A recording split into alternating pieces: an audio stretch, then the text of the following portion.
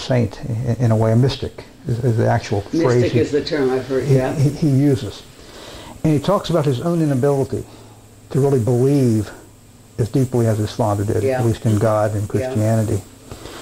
Yeah. Yet, Duncan was clearly, I think, he realized he had been gifted in many ways with, superb education and superb mind. I mean, he's first-rate mind. Yeah, and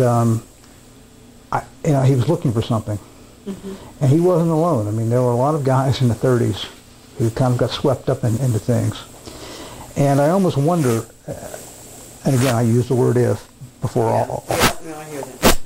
all this.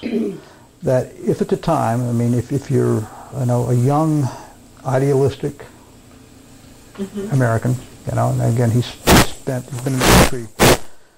When he came back, I guess in his, 12 or 13? I believe so. Yeah, right. And he's John Stewart Service. A lot of the China hands were the same way. I mean,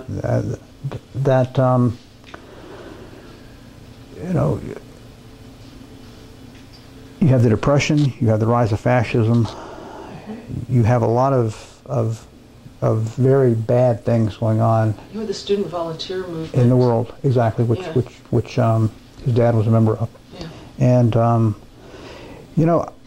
I'm not so sure that I wouldn't have joined the party back then. And one of the ironies of World War II is that but for the Red Army, we wouldn't have won. We would not have won. And I've often said the statue of the Red Army should be out there in the mall. We just saw the memorial to the Red Army in Vienna. Yeah. My husband and I. And out of every 10 German soldiers killed, the Red Army killed 9. So it was vital to keep them into the war. Yeah. And it was vital to keep their morale up, and it was vital to make sure that they were understood that they weren't by themselves. And I've looked at there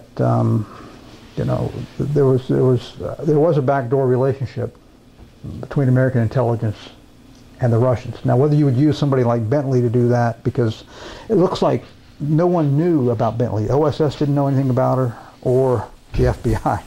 So, I mean, to have Donovan tell Lee, look, I want you to feed information back through Bentley to Moscow when we didn't know she existed, that's hard to believe. Is that what correct. You're saying? Hard to believe, yeah. Correct. But one has to look for motives. I mean, why? If this is true, I mean, what was it that did it? And if you take Katz at his word that by 44, I mean, Duncan had enough. He'd had enough, and I think that by that time, the D-Day landing had occurred, and even though it was still going to be a long slog, it wasn't going to be forever. I mean, within almost a year, Hitler was going to shoot himself in less than a year. Shot himself at that April 45. So, what could it have been if he did do this? I mean, why did he do it? And the only thing I can come up with after reading and thinking about this guy for so long is that I think that in many ways he was quite a decent fellow. I do, and I think he was acting in the best of ways. He was a decent person, and if he told us a lie about the way he acted, it was the only lie I think he had told us. If he did lie, yeah. And there's no question he absolutely was firm and never wavered on the point. It's funny, after the war he becomes Claire Chennault's private attorney. Yeah. And Chennault, God, he was rabidly anti-communist. Right. And Duncan apparently wrote some of Chennault's more vitriolic articles. Reader's Digest and that. So, weird.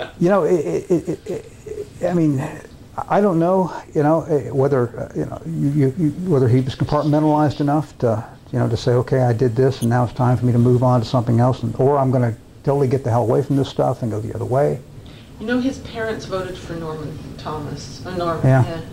Yeah. One of the things I'm going to have to look at is